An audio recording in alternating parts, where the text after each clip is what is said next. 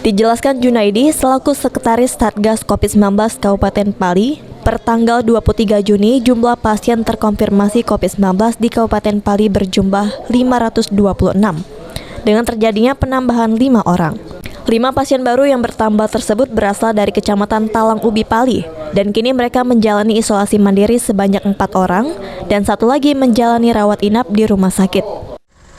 Baik, terima kasih. Jadi sejak tanggal 21 Juni 2021 kemarin ada penambahan 4 yang terkonfirmasi yang semulanya 521 menjadi 525.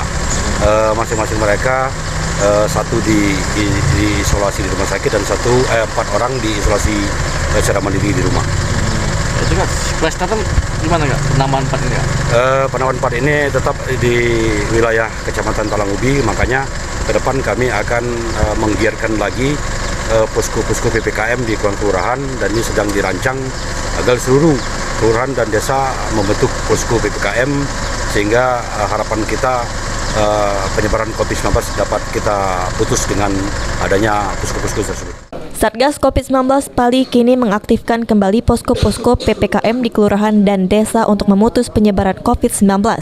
Selain itu, tetap mendisiplinkan masyarakat untuk mematuhi protokol kesehatan, memakai masker, dan mencuci tangan. Aji, PAL TV.